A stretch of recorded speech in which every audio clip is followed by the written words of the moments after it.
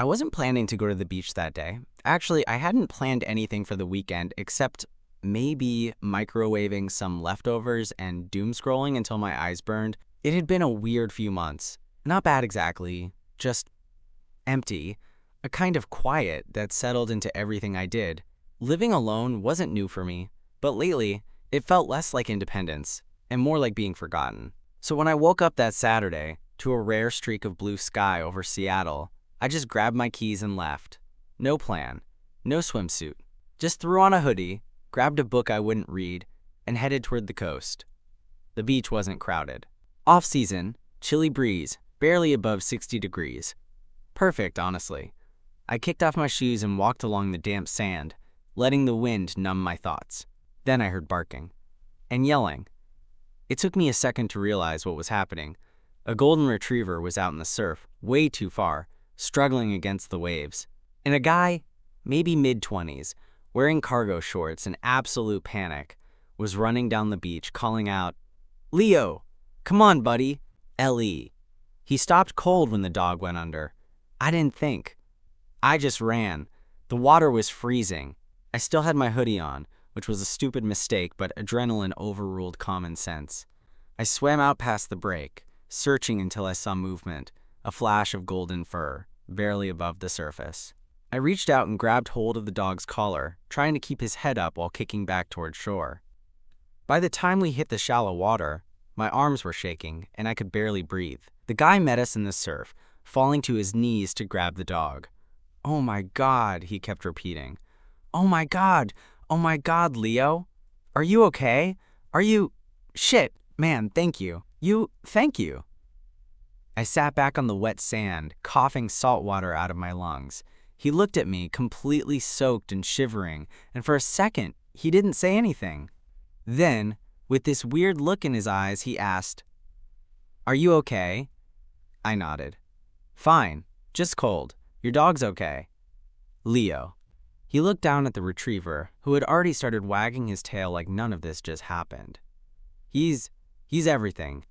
He's all I've got." The way he said that, it stuck with me. We sat there for a moment, both soaked and breathless. Then he stood up and offered me a hand. "Come back to my place. I'm literally a 2-minute walk up the hill. You need to dry off before you get hypothermia or something." "Are you always this dramatic with strangers?" I asked, but I took his hand anyway. He grinned. "Only when they save my dog's life." His place was small, but nice, full of plants and sunlight and the faint smell of coffee. He handed me a towel and some dry clothes that were definitely too big for me, but I didn't care. My fingers were still numb. "I'm Nick, by the way," he said, handing me a mug of hot tea. "And you are?" "Eli." "Well, Eli," he said, crouching to pet Leo, "you're officially a hero." I laughed. "Nah, I just saw a dog who needed help."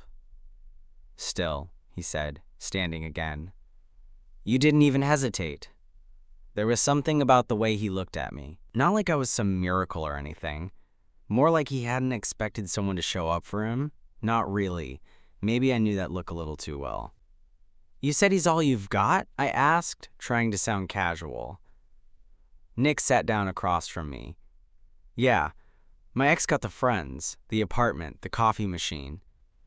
I got Leo and an inflatable mattress I finally replaced last month." I chuckled. "That's rough. What about family?" He shrugged. "Complicated. You?"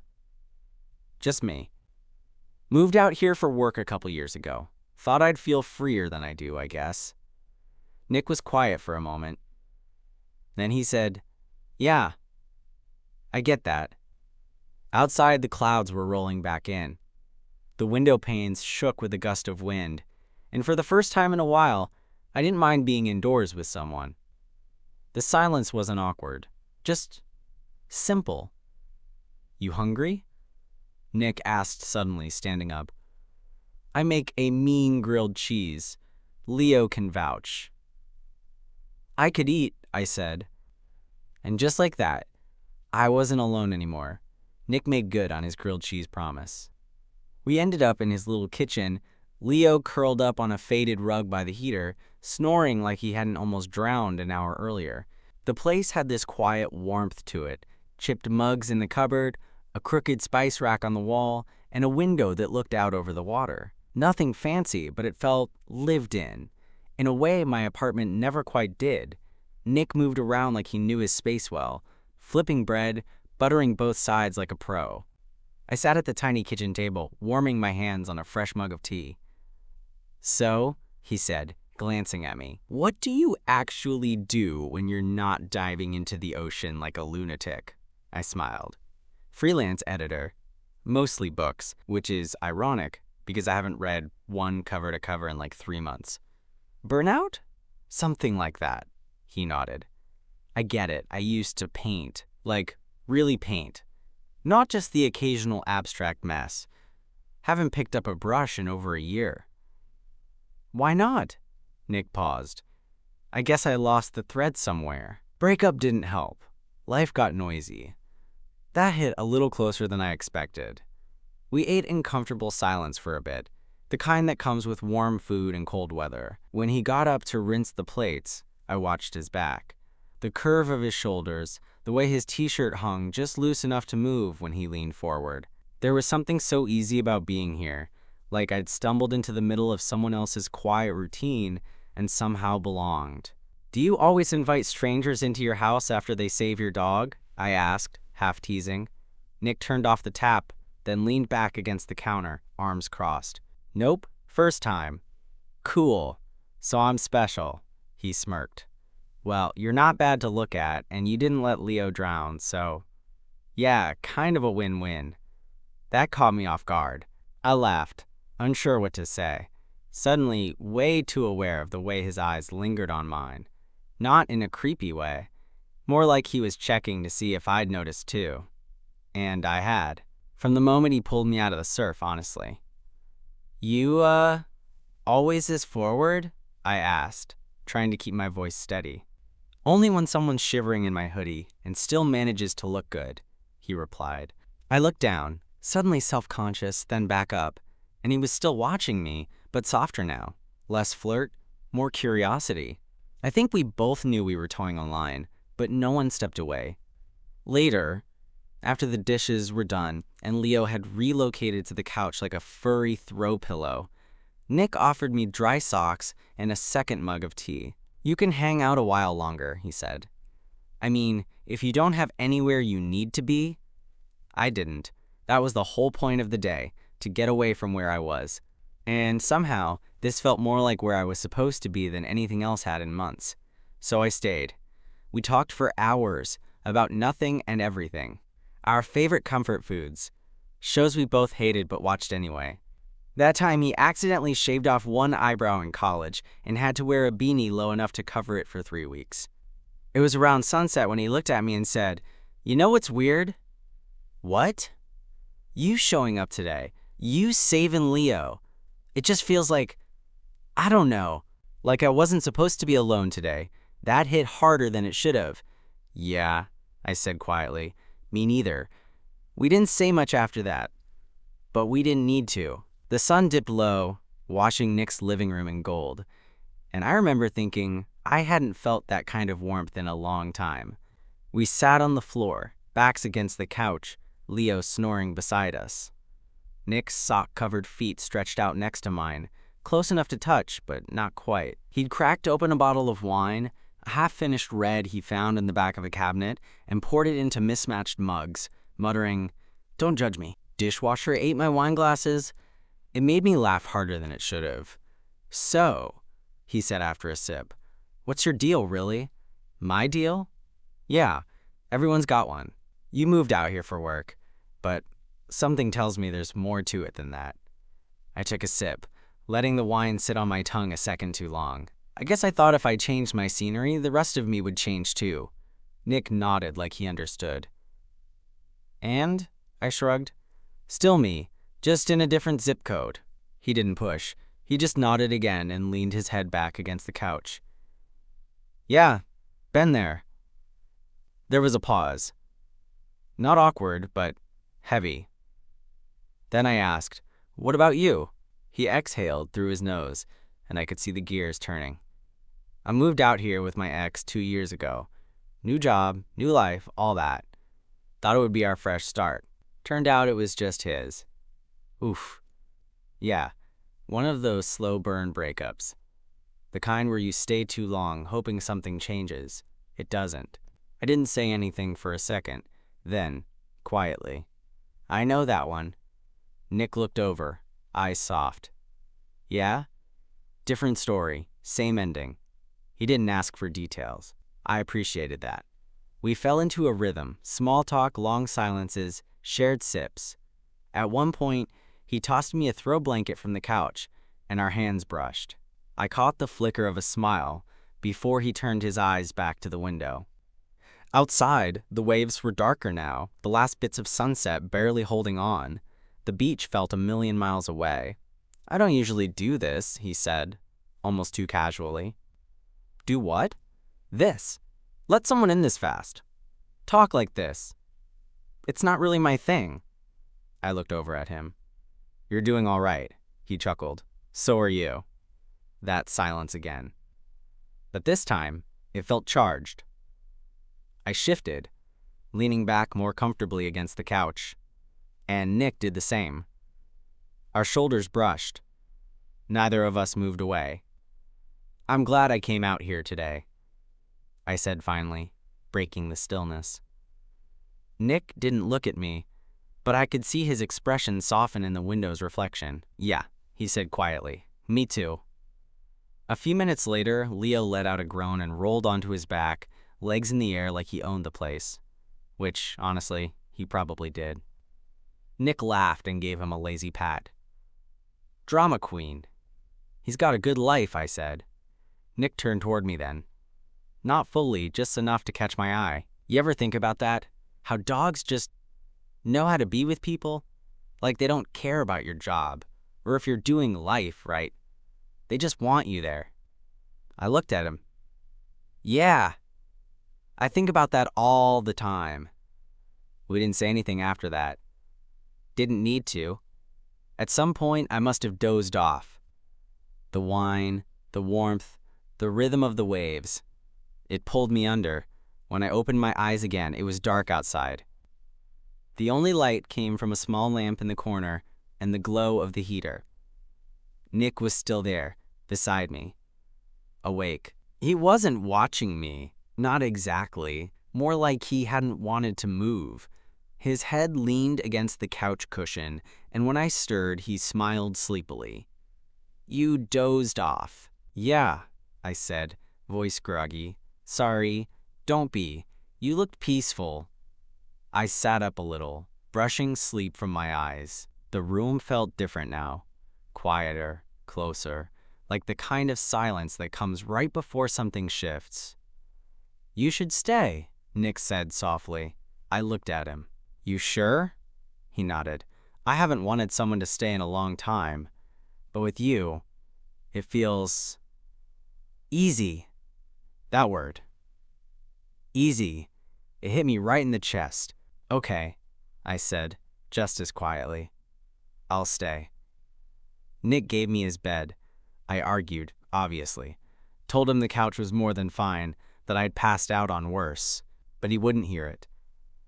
"You dragged my dog out of the ocean," he said, standing in the hallway with a blanket under one arm. "If I let you sleep on the couch, Leo might actually leave me." I smiled. "You're using emotional blackmail via your dog now? Whatever works," he said, and turned toward the living room. His place was small. Bedroom, bathroom, open living area, with the kitchen off to the side. And somehow, it felt like I'd been there longer than just one evening. His things were scattered the way real people live. Notebooks half full, shoes by the door, a hoodie draped over a chair. It all felt real. The bed was warm, sheets smelling faintly like laundry, and something clean I couldn't place. Maybe his soap. I lay there staring at the ceiling for a while, heart still catching up with the day. I should have felt out of place, but I didn't. I felt like I belonged there. I must have drifted off again, because the next time I woke up, it was still dark, but quieter. No heater hum, no street noise, no crashing waves. just breathing. Mine. And someone else's. I blinked, adjusting to the low light, and realized the door had creaked open slightly. Leo was padding across the floor, tail swaying gently. He hopped up onto the bed like he'd done it 1,000 times and plopped down beside me, letting out a deep, satisfied sigh. A moment later, Nick's voice followed, quiet from the hallway. "He always does that when I leave the room. Guess he prefers your side already." I smiled. "He's got taste." Nick stepped closer, the soft light from the hallway outlining his figure. He was in boxers and a t-shirt now, hair tousled, eyes a little sleepy. "You okay?" "Yeah," I said. Didn't mean to crash again. He leaned against the doorframe. "Crash all you want." There was a pause. Then he said, "I didn't want to be alone tonight. I was just gonna say that. Before I lose my nerve." I sat up slightly, shifting against the pillows. "You're not." His eyes met mine. Quiet, searching. "Can I?" He didn't finish the sentence. He didn't need to. I moved over. Nick climbed in slowly, careful like he wasn't sure this was real. Leo adjusted with a sleepy grunt and stayed put between us, clearly unbothered. We lay there in the dim light, shoulder to shoulder. Not touching, not talking, just there. After a minute, Nick exhaled, one of those long, shaky breaths people only let go of when they're finally safe. "I don't usually do this," he whispered. "I figured, but I didn't want you to leave, and I didn't want to sleep alone, and that feels like more than I should admit, but..." I looked over at him. "You can admit it." His eyes flicked to mine. There was something in them I hadn't seen earlier. Not flirtation, not charm, just honesty. And maybe a little fear. "Can I ask something?" he said.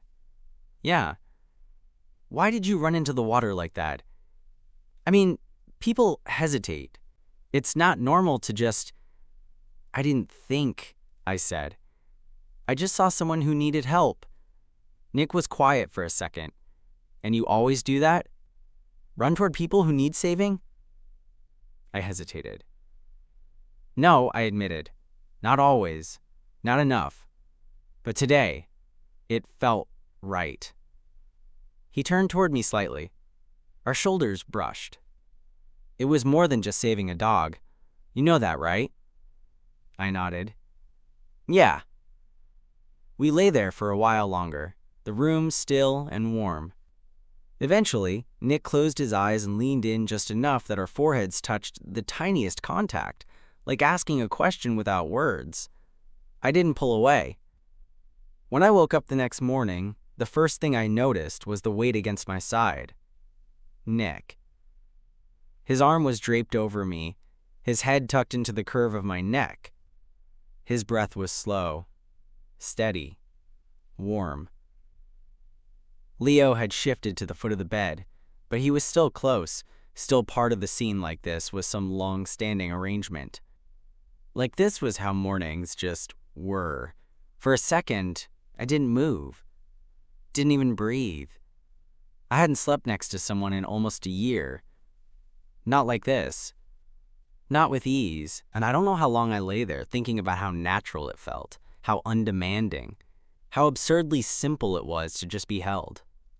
Eventually, Nick stirred. He didn't jolt awake, just blinked his eyes open and let out a low, sleepy groan. "Morning!" he mumbled, voice thick. "Hey," I said, just as quiet. He looked at me for a long second, like he was trying to decide whether this was real. Then he smiled, soft, crooked, not fully awake. "I didn't mean to fall asleep on you."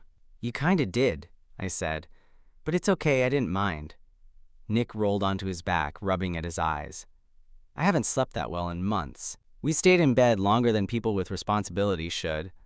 I wasn't in a rush, and neither was he. At one point, he reached for his phone, checked the time, then tossed it across the room like it had personally offended him. Sundays are for ignoring reality, he said. I can get behind that. We eventually made our way to the kitchen. Nick was barefoot, hair wild, still in his t-shirt from the night before. He handed me coffee in a mug that said, "My dog is my therapist," and I honestly couldn't argue with the sentiment. "Stay for breakfast?" he asked. I paused. "You're really committing to this whole guy who doesn't let people leave thing?" Nick smirked. "Only if they save my dog and let me sleep on their shoulder." Fair. He started pulling things from the fridge. Eggs, spinach, some questionable-looking cheese. I leaned against the counter, watching him move like we'd done this before. "I like this," I said, without thinking. He glanced over. "What part?" "All of it." Nick didn't say anything right away, just smiled. Then, after a moment, he said, "Me too." There was a beat of quiet while the eggs sizzled, and Leo thumped his tail in the hallway, clearly hoping for a dropped scrap. Then Nick asked, "Do you think you'd wanna come by again? I mean, even if my dog isn't actively drowning." I laughed. "Yeah, I'd like that." We sat at the tiny kitchen table again. Same mismatched mugs, same sunlight pouring through the window. But it felt different now. Less like two strangers on the edges of something and more like two people willing to step in. After we ate, Nick walked me to the door, hands shoved in the pockets of his hoodie. "I'll text you," he said. "If you want." I looked at him. "Nick, I want." He grinned, a little shy now, and stepped forward like he wasn't totally sure what I'd let him do. I answered by closing the space between us. Not a big move, not dramatic, just enough. When I kissed him, it was soft, honest. No games, no tension, just a quiet kind of yes. When we pulled apart, his forehead rested lightly against mine. "You really weren't supposed to be at that beach," he said. "I know, but I'm really, really glad you were." We didn't fall into a relationship right away. At first, it was just more weekends, more shared breakfasts, texts that turned into phone calls, that turned into late-night walks along the water, Leo trailing behind us like he already considered me family. Nick didn't try to define it, neither did I, but it felt like something was quietly building, a kind of closeness we weren't naming but weren't denying either. About a month after that first day, I stayed over again, then again. Eventually, he gave me a spare key. "You don't have to use it," he said, not looking at me when he handed it over.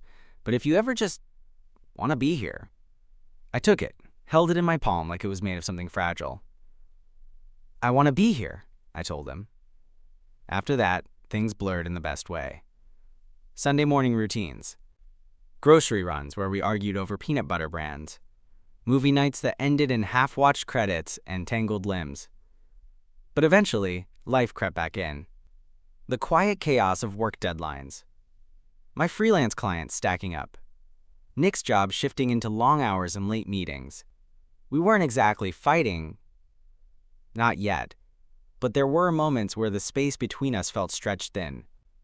One Thursday I stopped by, after a long edit session, brain-fried and craving nothing but his couch and his arms. I walked in using the key he gave me, something I'd done a dozen times, and found him at the kitchen table, hunched over his laptop. He looked up, surprised. "Hey, didn't know you were coming." I hesitated. I texted, said I'd be around after 6. He blinked. "Right, sorry, work's just insane." I crossed the room slowly. "You okay?" He nodded, but it didn't look convincing. Just deadlines and meetings and people who don't know what they're doing but make more money than I do. "Want me to go?" "No," he said quickly. "No, I'm just..." He rubbed his eyes. "Sorry, I'm bad company tonight." I set my bag down, trying not to let the weird tension settle in.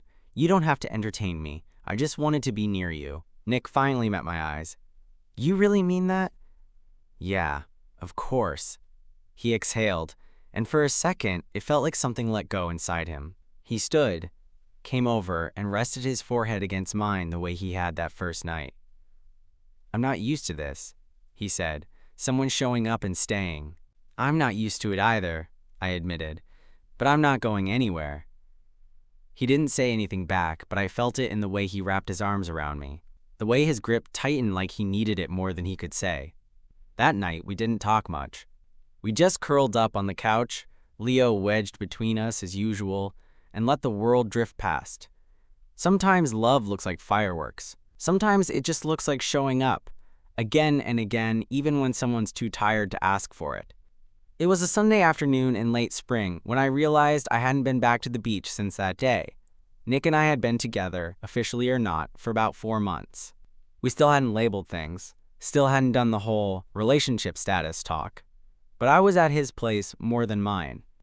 I kept a toothbrush in his bathroom. Leo had decided my lap was preferable to Nick's half the time. We were, in every way that mattered, a we. And yet, that beach, the place where it all started, hadn't come up once, until Nick brought it up. We were lying in bed late on a Sunday morning, sun pouring through the window, Leo snoring at the foot of the mattress like usual. "You know what I've been thinking about?" he asked, fingers drawing lazy circles on my chest. That day, when you pulled Leo out of the water. I smiled. "You're very dramatic near tragedy," he chuckled. "Yeah, that." He went quiet for a beat, then, softer. "I think I needed saving more than he did." I looked over at him. "I think I did too." Nick leaned in, kissed me lightly, then rested his head against me again. "I've been scared to say something," he admitted. "And maybe I'm messing this up by saying it now, but I'm not afraid of being alone. I used to be, but I'm not anymore. Not with you." I swallowed. That quiet lump in my throat returned, the one I hadn't felt since the night he asked me to stay. "You're not messing anything up," I said. "You're just telling the truth." He looked up at me. "So tell me yours." I took a breath. "I'm in love with you." It came out easy, clean, no hesitation. Nick blinked. Once, slowly, and then his mouth curled into that soft, sleep-creased smile I'd come to love. "Good," he said, "because I've been in love with you since about 5 minutes after you showed up soaking wet and sarcastic in my living room." I laughed. "That was a good look for me. You should get wet and save my dog more often. Leo's not allowed near water anymore." Leo, as if on cue, let out a sleepy grunt and rolled over, clearly offended. That afternoon, we walked down to the beach together. The same one. The tide was low, the waves calmer than they'd been that day. Nick held my hand the whole walk, his thumb tracing over my knuckles like he still needed to remind himself I was real. We stood near the spot where it all happened, watching the water, the wind tugging at our sleeves. "This is where everything changed," he said. "No," I replied. "Everything changed the second you said I could stay." He turned toward me, his expression soft, unreadable. "You're still staying, right?" I squeezed his hand. "As long as you'll have me." And he pulled me in, right there on the beach, surrounded by salt and wind and the sound of the sea, and kissed me like we'd been doing this forever.